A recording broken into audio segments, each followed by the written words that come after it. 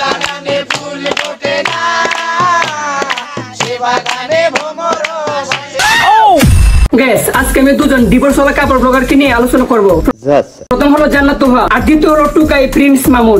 তো হোয়াটসঅ্যাপ তোমাদের কি অবস্থা? My name is Badshahin, welcome back to Badshah সাহেবের এলাকা। তার সাথে সব সময় কথা বলো, আমাকে অবহেলা করে, আল্লাহ তোমাকে তার সাথে খুশি রাখো। আপনারা অনেকেই আমাকে আস্ক করতেছেন যে আপু আপনাদের মধ্যে কোনো ঝামেলা হয়েছে কিনা, আপু কোথায়, মানে আমি কোথায়, ভাইয়া কোথায়, দুজন একসাথে কেন ভিডিও দিচ্ছি না, কেন এত স্যাড ভিডিও আপনাদের সাথে শেয়ার করতেছি। তো এগুলো তো অবশ্যই কোনো না কোনো একটা কারণ আছে। এইসব আপনাদের মাঝে ক্লিয়ার করার জন্য আমি একটা ভিডিও করছি। ভিডিওটা আমাদের ইউটিউব চ্যানেলে 7টার দিকে আপলোড হবে, আর ইউটিউব চ্যানেলের নাম হচ্ছে Jannat Toha blogs. Divorce divorce divorce, আবারও আরেক নতুন কাপড় ব্লগার জান্নাত তোহার ডিভোর্স হয়ে গেল।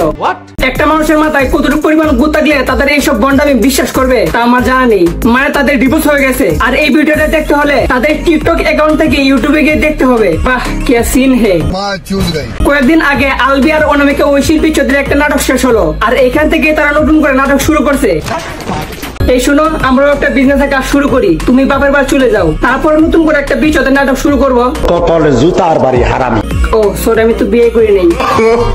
এটাই চাই। এখন আবার শুনতেছি বাংলাদেশের কুখ্যাত বিখ্যাত প্রিন্স টুকাই মামুন আর লাইলার বিচ্ছেদ হয়ে গেছে। ইমোশনাল দুইটার একটা ভালো না, ওইটারও মুখ ফাজি, এটারও মুখ খারাপ।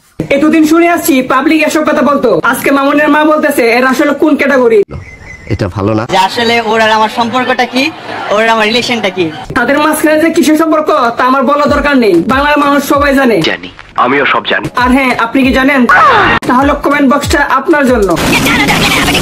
হ্যাঁ, ওর রাগ বেশি,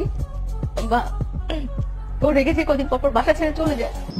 আর একটা কথা একবার না অনেকবার বলছে, হাজারবার বলছে, আর কিছুতে কিছু হইলে খোটা দেয়। ছোটবেলায় টম এন্ড জেরি থেকে অনেক লাফাইছি আর অনেক হাসছি, কিন্তু কখনো ভাবতে পারি নাই এই বয়সেও এগুলো দেখতে হবে। আমি তার পাশে মানাই না, দেখতে খারাপ, মোটা, বুড়ি, এইসব কিছু শুনেও কিন্তু। আর তোমার যদি তাদের এই কাহিনী থেকে চোখ থেকে এক ফোঁটা পানি বের হয় তাহলে বুঝে নিও তুমি মানুষের বাচ্চা না। তাইলে স্যার আপনি একটু বাইরে গিয়ে আবার ঢুকেন, আমরা আপনাকে দাঁড়ায় সম্মান করি। আর আমি বুঝি না তাদের এই নষ্ট আমি সোশ্যাল মিডিয়াতে আর কতদিন চলবে তা আমার জানা নাই। প্লিজ